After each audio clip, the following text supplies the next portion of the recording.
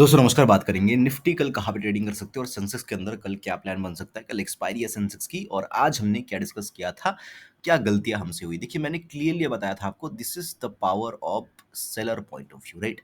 This is the power of seller point of view. दुनिया का कोई भी एनालिसिस आप कर लो, seller point of view expiry के दिन 100% तो नहीं बट 90%, मिनिमम 90% जो है ये आपको मदद करती है।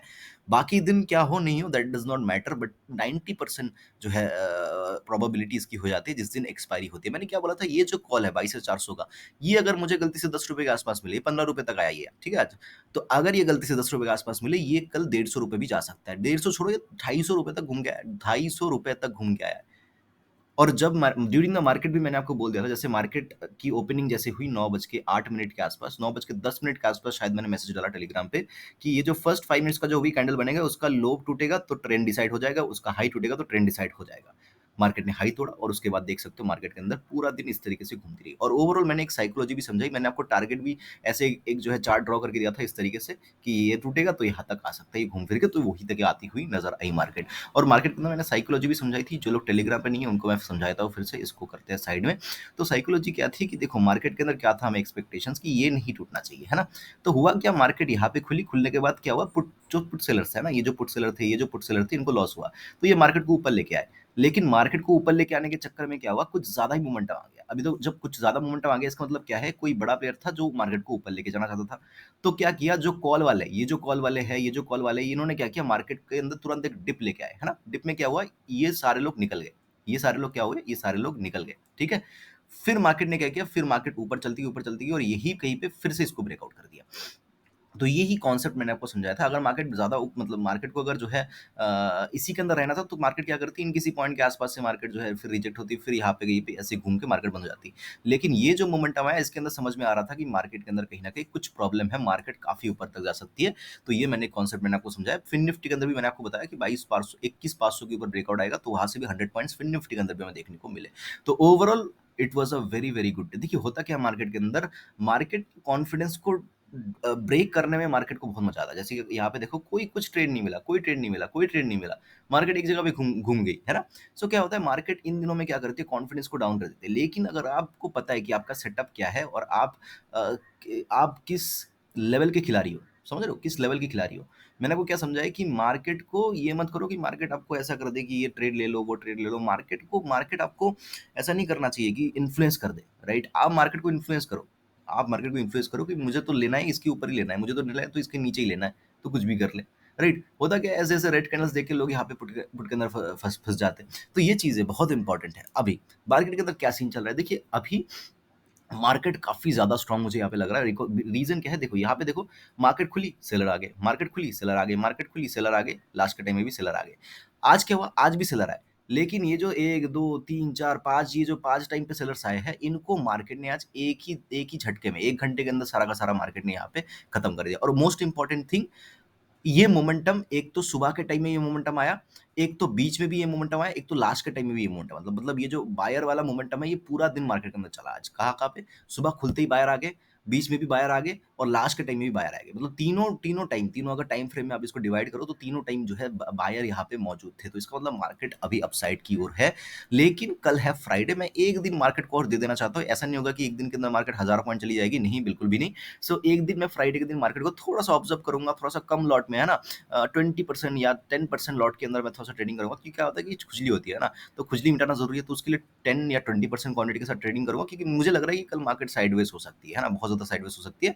या तो साइडवेज है तो ट्रेंडिंग, कब ट्रेंडिंग होगा वो भी बताऊंगा, कब साइडवेज होगा वो भी बताऊंगा। तो उस हिसाब से हम प्लान कर सकते हैं। चलिए बात करते हैं किस तरीके से हम ट्रेडिंग करेंगे फिर। देखिए, सेंसेक्स को भी बात करना है, ठीक है। तो सबसे पहले क्या करते हैं, सबसे पहले सेंसेक्स की जो सेलर का जो पोजीशन वगैरह है उसको समझने की कोशिश करते हैं। ओके, सो सेंसेक्स के अंदर हम आ गए। सो अभी थर्सडे से हम देखना स्टार्ट करेंगे। तो ये था फ्राइडे का दिन, ठीक है। फ्राइडे के दिन सेंसेक्स के अंदर बहुत बड़ी अप मूवमेंट आई थी। उसके बाद यहाँ से जो है गेम स्टार्ट होता है। अभी यहाँ पे क्या सीन चल रहा है, मार्केट के अंदर कहीं ना कहीं 73,700 के आसपास का कॉल चल किया गया, मार्केट नीचे आई, फिर यही गेम पे बंद हो गई। फिर ऊपर खुली, फिर 73,700 का जो कॉल है, इसी को मार्केट ने क्या कर लिया, सपोर्ट बना लिया। तो इसका मतलब ये देखो, ये क्लियरली बता रहा है, ये देखो, ये क्लियरली क्लियरली दिख रहा है हमें कि 73,700 एक रेजिस्टेंस था पहले, उसके बाद ये सपोर्ट बन गया, दिख रहा है? ये सपोर्ट बन गया, ये सपोर्ट बन गया।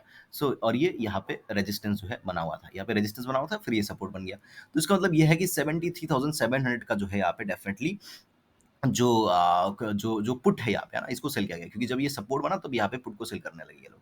सो इतना दूर का देख के फायदा नहीं है, बहुत नीचे पहली चीज। दूसरी चीज, यहाँ पे एक रेजिस्टेंस था, दिख रहा है? यहाँ पे एक रेजिस्टेंस था, ये कहीं ना कहीं 74,000 का ही मैं 74,000 का ही लेके मैं चलूंगा।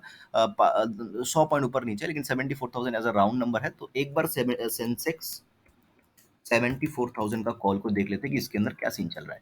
तो अच्छा, ओके, सो मैं भूल गया, बार-बार मैं भूल जाता हूँ। तो इसके अंदर कहीं न कहीं हम देख नहीं सकते, तो आप एक बार अपना काइट वगैरह या एंजल वन जो भी आपका ब्रोकर है उसके अंदर देख सकते हो। मैं अपना पर्सनल फ़ोन में देखता हूँ। सेंसेक्स 74,000 का जो कॉल है उसके अंदर क्या सीन चल रहा है। ओके, 470 के आसपास बंद हुआ है ये। ओके, तो आप अपने चार्ट के ऊपर देख सकते हो। ओके, तो इसके अंदर क्या हुआ है, इसने सारे हाईस को ब्रेक कर दिया आज, ठीक है।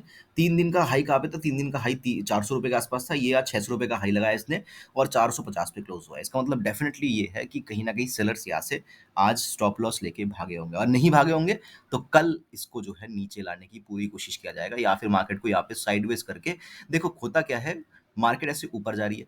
अभी एक इंडेक्स की वजह से पूरे चार्ट को मार्केट के अंदर सेलर्स खराब नहीं कर सकते। वो क्या करते हैं, मार्केट को साइडवेज कर देते हैं, अपना जो भी प्रॉफिट है यहाँ पे प्रॉफिट प्रॉफिट ही रहता है, और चार्ट चार्ट की जगह रहता है। अभी सपोज कर लो ग्रीन कैंडल बनी है, ठीक है, और फ्राइडे का दिन है, मार्केट के अंदर जो है मार्केट के अंदर ये ग्रीन कैंडल बनी रहनी चाहिए, ताकि एक एक जो है ओवरऑल जो है स्ट्रक्चर बना रहा है।